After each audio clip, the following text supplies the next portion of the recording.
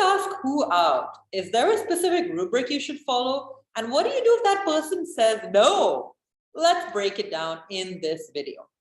First of all, anyone can ask anyone out. There are no rules. It doesn't matter what your gender is. It doesn't matter what kind of relationship you're looking for. And it definitely doesn't matter whether you're introverted and extroverted.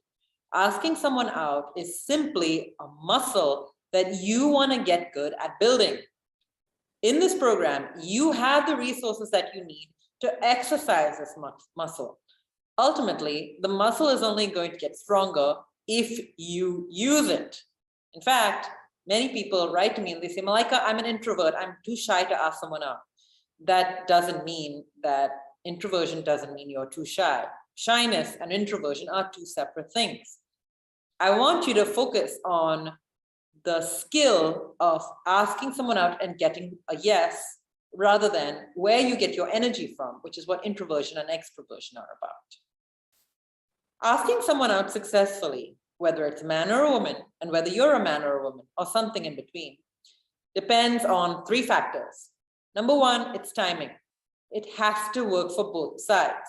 You have to be available, they've got to be available, and both of you need to want to meet each other at that point in time. Number two, it's event, or what you're actually going to do when you're hanging out. This goes back to your offer, which we've talked about in our previous module. You want to propose an interesting, sexy offer, something that the other person actually wants to do and wants to do with you.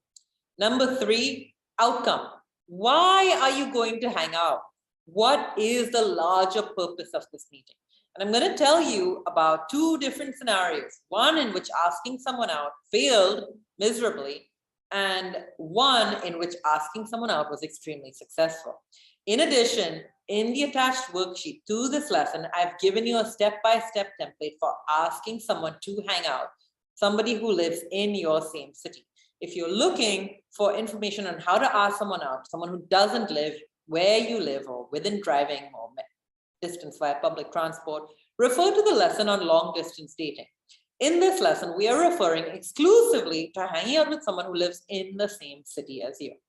Now, let's first dive into the example where it failed miserably. I love these juicy examples of things not working out. And maybe you do too. Follow along. So my partner recently asked out a friend. Now, you might be thinking, Malaika, why is your partner asking someone out? Let me break it down for you. My partner loves to ride bikes. And he asked out a friend, let's call her Jessica, to go on a bike ride with him. It was a day when I was working, I wasn't free, and he had a day off. He really wanted to get out and ride his bike.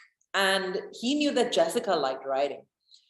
So he thought, maybe I can just ask Jessica if she wants to join me. After all, she's got a day off too. She likes riding bikes too. She's got a bicycle. Why wouldn't she want to join me? We both have the same interest. It's a big passion for both of us. We both have time, and we both love the experience of going on a bike ride, particularly when it's in company that you like. So he sent her a message saying, hey, Jessica, I'm thinking of going on a ride. This is the distance. This is the location. This is the trace. So he sent her the GPS route for the ride that he wanted to do. So it was quite a comprehensive invitation. And he said, this is when I want to leave. This is when I think we would be back. Would you like to join?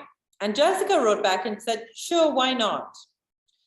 She said yes. Then what happens? The plot thickens. The next day, so he sent her this invitation on Saturday for going on a bike ride on Monday.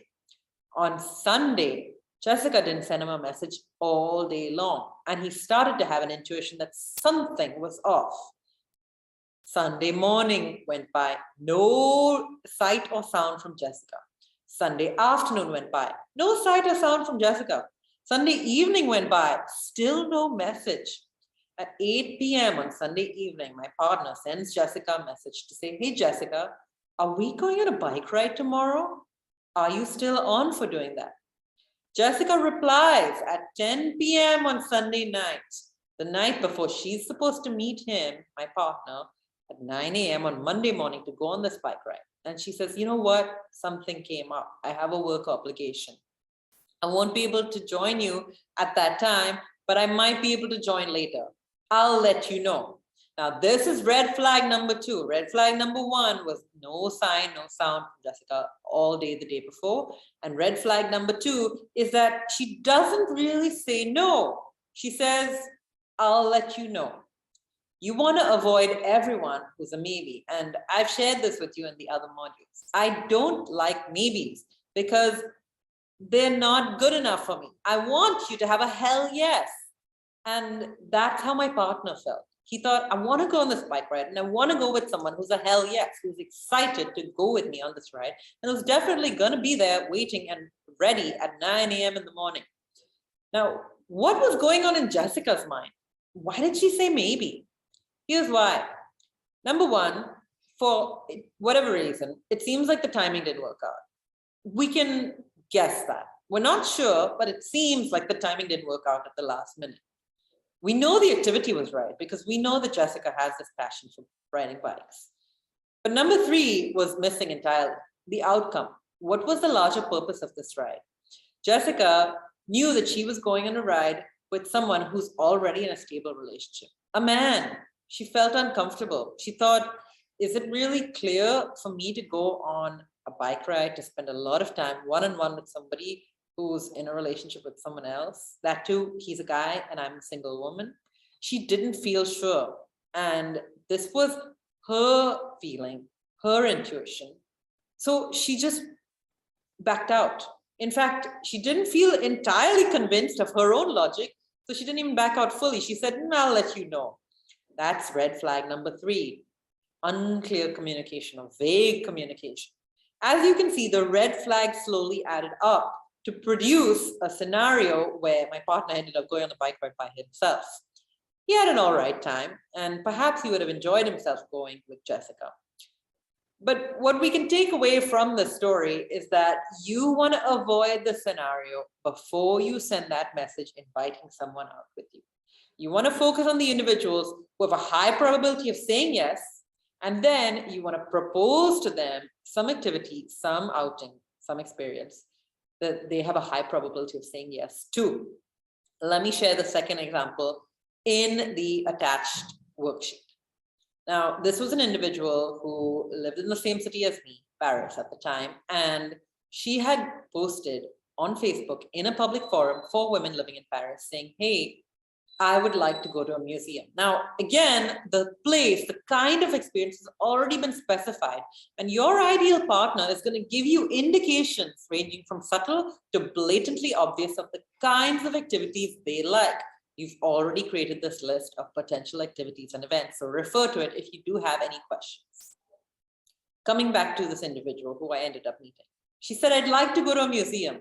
Now, as you probably know, Paris is practically a museum itself. It's filled with museums, plus the whole city is swimming in art and architecture and culture. There's no shortage of options.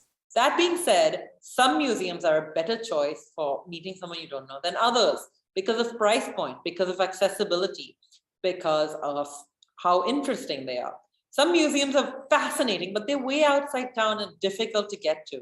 Others are just taking a long time to explore, and so they're not really good if you only have 2 hours, like the Louvre Museum.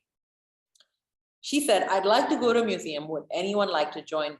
Now, this is a pretty open-ended invitation, and I could have simply sent her a message saying, sure, I'd love to join you. What do you propose? This puts the ball back in her court. And again, it doesn't allow her to simply say yes. Our goal for everyone that you are meeting is to give them an opportunity to simply say yes. And that's exactly what I did. I sent her a message with a specific time, a specific date, a specific location, and enabled her to simply say yes. In fact, as you'll see in the attached worksheet, I said, how about we meet at this museum, the Picasso Museum, at 10 a.m. on Friday morning. Let's get together. We can hang out for 2 hours and you will be free after those 2 hours have elapsed. So the start and the end time are clear. The activity is clear. The meat or the content of the activity, in our case, exploring the Picasso Museum together, and I even mentioned the kind of exhibit that they were hosting, was clear. All she had to do was say yes. She could do a bit of Googling, but at the end, she just simply said yes. And that person is a friend of mine to this day. This is what you want to build. Relationships that last, and relationships that last are built on the principle of simplicity. Hanging out has to be simple. Your goal is to be so specific that the other person has no doubt about what to expect, because life is already so full of unpredictability. People are looking for predictability in a life partner. It doesn't mean that you need to behave like a robot. It does mean that you need to be clear about your intentions, clear about the outcomes, and clear about what hanging out with you is going to involve. So I have shared how you can do this in the attached worksheet. I want you to go through this worksheet and outline your proposal to somebody who lives in the same city, an activity that you two can do together. That would be fun for both of you. Remember, the most important part of getting together with someone who lives in your same city is to keep it simple, super simple, KISS. And hopefully, probably, if you do meet someone who lives in the same city and you have kept your activity, your hanging out simple, perhaps and maybe it will end with a KISS.